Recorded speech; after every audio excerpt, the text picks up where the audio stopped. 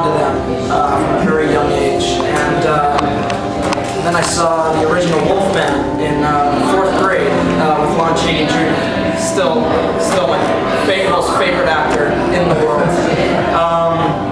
and that changed things for me. But the way I found that my spirit animal was a wolf in freshman year of high school, I was dating this girl who happened to be Wiccan, and opened up a lot of new possibilities as far as belief systems were concerned. I was sort of exploring. You get to learn a lot, and she sort of analyzed me in her own way, read my aura, and I thought I was going to resemble maybe a squirrel, you know, the kamikaze of nature,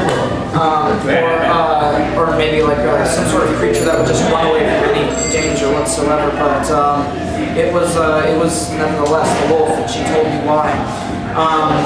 The way that I wrote this would probably be best explained. It's an excerpt from the very last paragraph, so I'm just going to read that real quick. Wolf started out as a stream of consciousness poem. My spirit animal meant such a great deal to me that I was prompted to write a lengthy piece.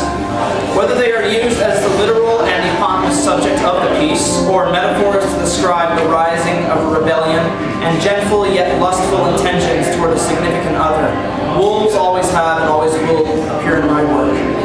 I did not expect to transform this recording into an epic. However, in between heavy panting from the cardiovascular activity and thinking, the poem formed itself in 30 minutes and 11 seconds. It needed to be an epic that mixed wolves with werewolfism.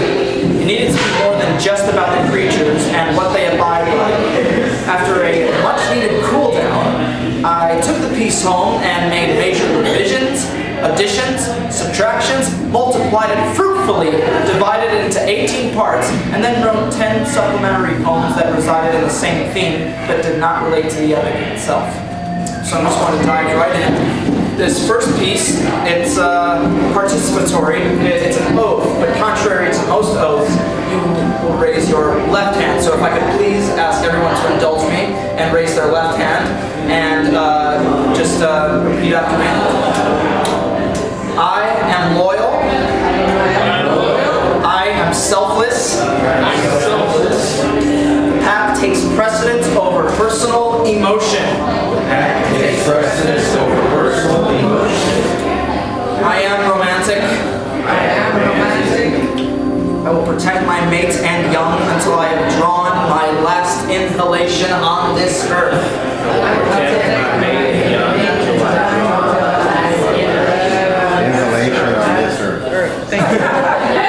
All two-legged creatures shall remain unharmed. Unless they are armed. Or have trespassed into our territory. I will howl at every moon, not just full. I am the pack. I am the wolf. Thank you so much. You guys are so awesome.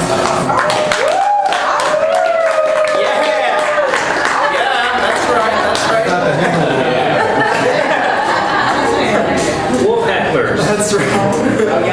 Alright, so I'm just going to go ahead and read the first piece here from the epic. Introducing the wolves. New cubs born into the twilight. The storm is drifting closer to us. The storm is coming near our general community, but never before. Sweet cubs secrete close to their mother in search of nourishment. Milk provides vigor into mind and body. Growing up is what one must do. Being reared in the youngster years shows success with many options. The pack stands near. Stay still. Eyes glowing like two nature flashlights, like two territorial orbs. Hold on just for one split second. More join the company. The night races on. The haunting death cry. War's battlefield crying too loud to be proud of thyself. This is the hour of the wolf. This is the night of the wolf.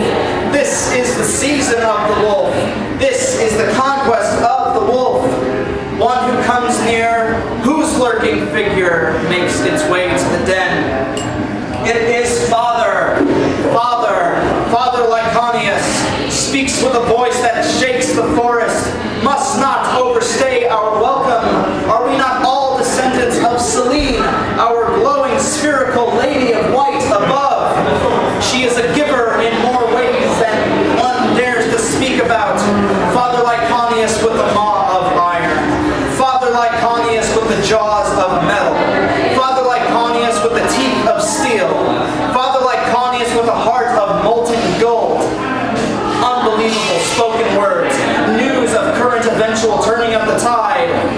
Leaving here now, there is a better haven, canine children.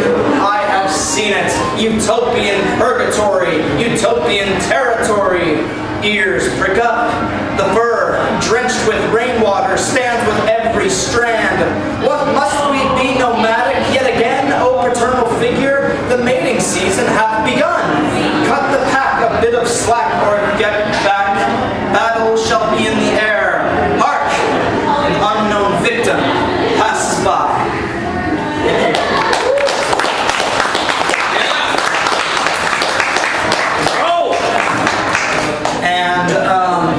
This part in the epic, the pack has realized they've been ambushed by their enemies, and they have migrated to this place called Red Fern.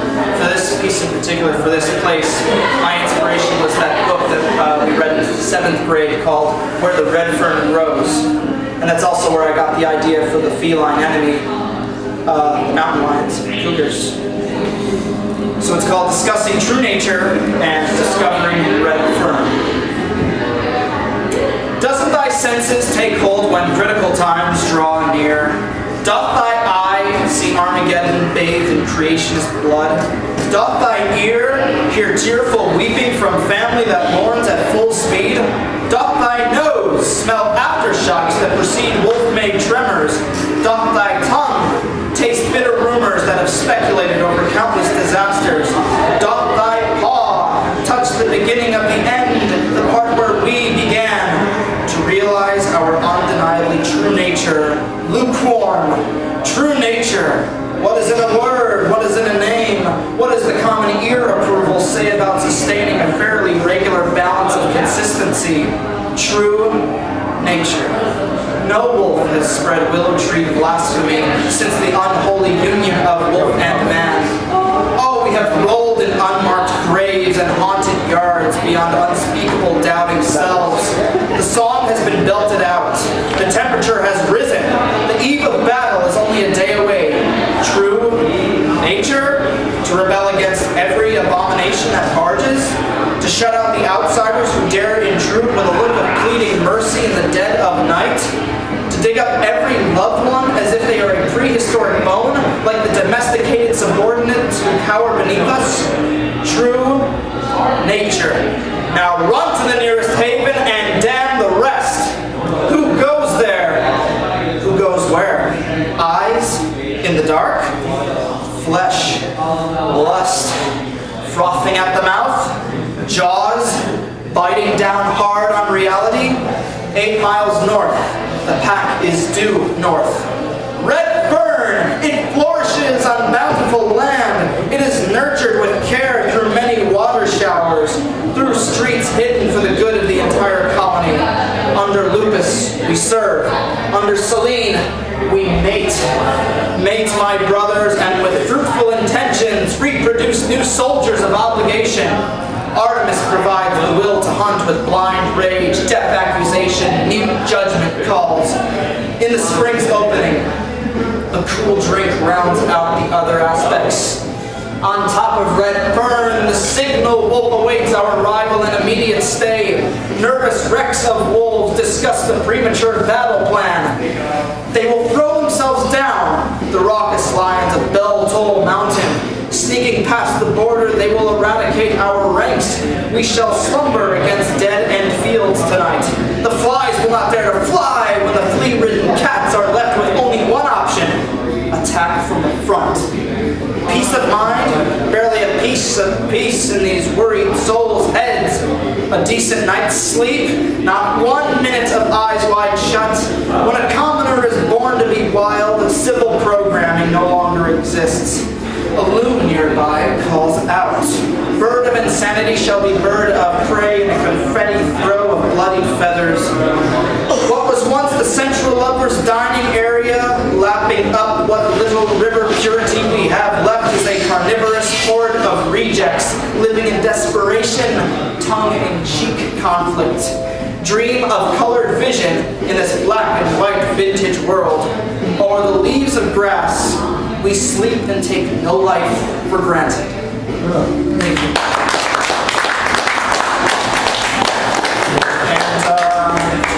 I'm going to read one that is in the other section of this book. It's other wolf and werewolf related poems.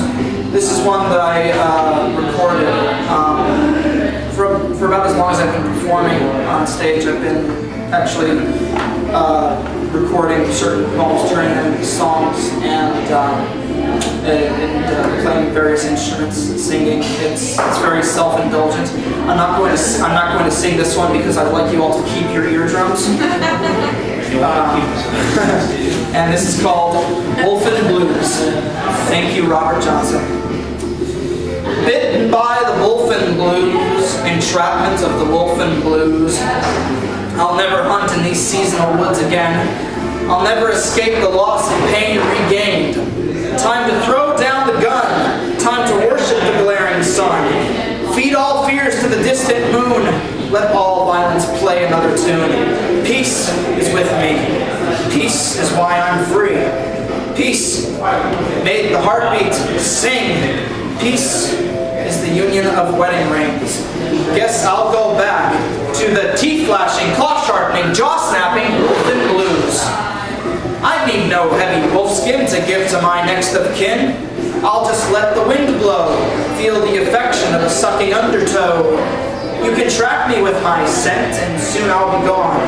There is no way to prevent the earth that we are standing on. Black and white, a technicolor pair. Your alpha expression, predictable fixed stare. The weight of the world goes on without a care. Keep me warm against your coarse hair. Carry home a delightful meal to share. The prey was raw, but the meat was rare. I'll just find my way back to the den-finding, moon-howling, hawker-making Wolfen Blues. This Russian gray fool never knew how to keep his cool. Clever hunter, powerful beast, this lupine of the land, soon to be released. Are you the devil's favorite pet? Pretty sure an inferno is where we met. An emblem of your face, a crest that shows your eyes. Dante saw you as a disgrace, but I saw through all his lies. Clap for Lycon, turn his nightlight on. I just need to go back to the mate-making, cub-producing, food-chasing Wolfen Blues. Come at me, nocturnal fiend, sick of every chapter of doubt. I'll walk away unseen before your daytime secret is out. Mr. Sporer saw your death as a one-time Croatian shooting game. Hollywood in the hills is your claim to misinterpreted fame. Bitten by the Wolfen Blues, stepping to these bipedal shoes. Romulus and Remus, your brothers, suckle the Canis goddess mother. Guess I'll never be a pack member. See you in the hibernation of December. I'll never go back to the adrenaline-rushing, slaughter-killing, territory-defending Wolfen Blues. Thank you.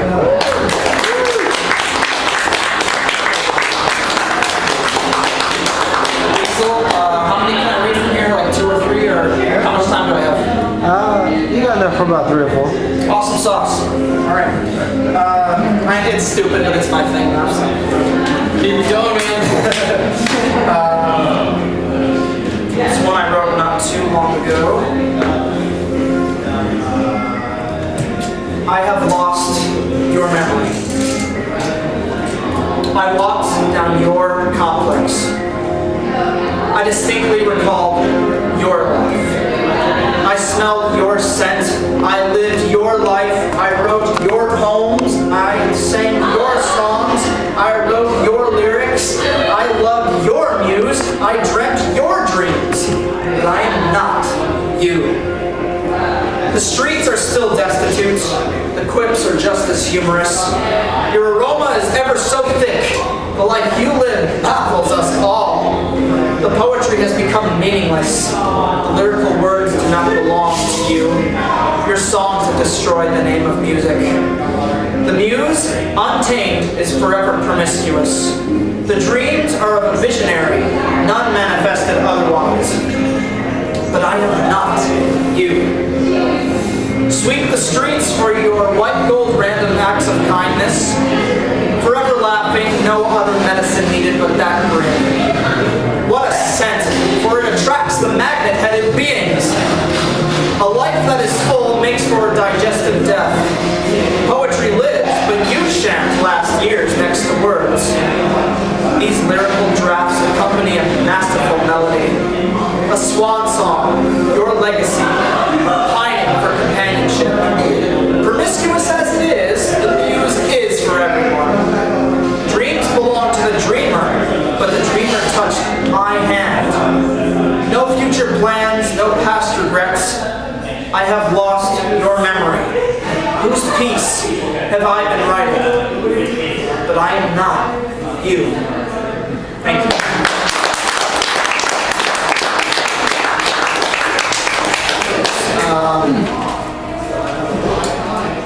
This is the Spanish word for sweetness, Dulzura.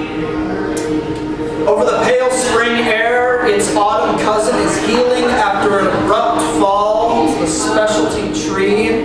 A certain sweetness lies in the aroma of lilacs. It brings a traveler back to the marvelous days of a coy mistress. Never hide that bashful look from the amorous desperation that only occurs when covers have been shuffled. Can't keep her eyes off the prominent times. Late nights aplenty and the guards at the door proceeding. Vulture in a cage flies to the marshlands with the dream girl. The titans clash as the sea child is released from its watery grasp of isolation. A single lotus flower and the thorn of a rose makes for a painful forget-me-not. She wants to taste it, a gothic realness and fear of luck. Wishes and miracles were made to manually happen under the perspiring summer beams. Its distant wintry relative is meditating after blizzards galore and ice ages in the moonlight. A prolonged sweetness in the center of maps has been spotted for scientific study. One will lose all known knowledge and logic after falling into that scarce abyss. Only light on the feet will be the world they wish it was supposed to be after breath number one. Despite the imminent peril, let risk wash over the downtrodden head. Thank you.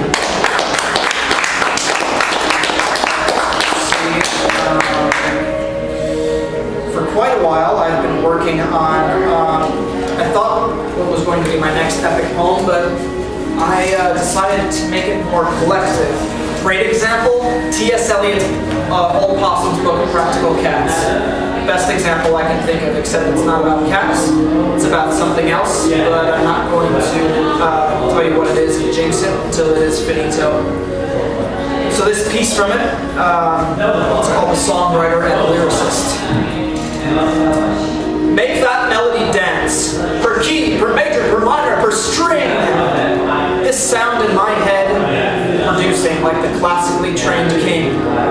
Too many times I've wandered, too many times I've strayed.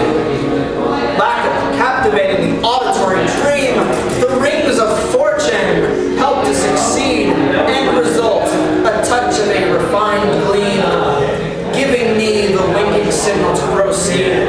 You think I've thought and barely pondered. You believe this craft is utilized to get me laid? No ignorant and blissful scab. Your mindless, spineless attitude can be most taxing. In the studio, the soundproof booth, this mindset will not do. Echo the mono, echo the stereo. These mind extensions are here for all. See and hear the waves. Feel the frisson raise the follicles and let the heat roar. The music cannot keep from laughing its heart out. The music cannot help but look at all sides. The music moves you and transports me to you. The music, it's a journey that goes on eternally, but worth the entire ride. In the tune, in irregular planes, you'll need words, baby swan, to belt out syllables in sing-song voice. A privilege. I'll be the Robert to your dead, the Peter to your crimson. I'll be the Bernie to your John, the diamond for the believer's song. This bob will fly through any valley and collaborate with any crew. I will write for your voice. Place the words so close to your ear. Read the lyrical lover's lament and translate it to feedback for us to hear. Ah, voice noise! What a pleasure it is to see the audience absorb the message. Ah, voice noise! Such ecstatic celebration for the meaning to be tested to faith, tested to sorrow. Through powered ballads and the Whitman list, we'll see a clearer chance on the morrow. On the horizon, on the morrow, on the horizon, the lyrics make a sacred passageway for a dazzling songbird to fly on. I will write for your voice. Place the words ever so close to your eyes, read the lyrical lover's lament, and take this airborne partnership to orgasm skies. You are the hit single I will constantly replay. You are the spokesmodel for this knave's forte.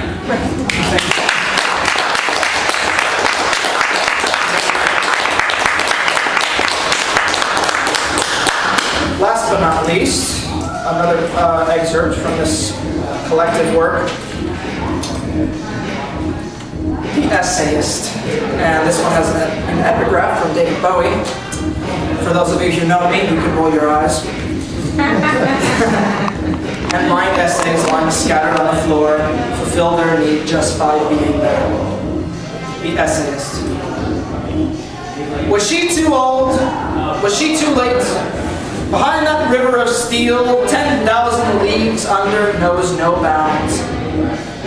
Is the palace in ruins? Is the room too small? Now that we have enough space to feel, the need to explain may turn around, and all these scattered essays on her floor make their way like tumbleweeds out towards the door.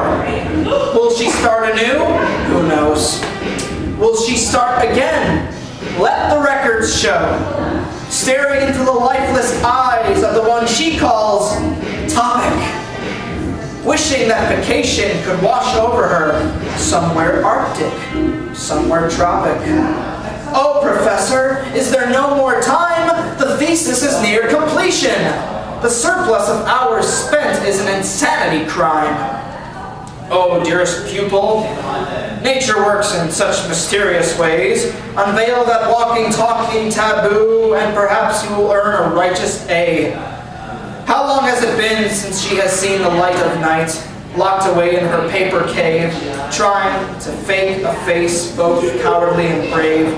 Cash is king, check is queen, and a cigar is the repressing slave. Make ends meet with the same old song and dance. Let the records show that she took one last chance. Thank you.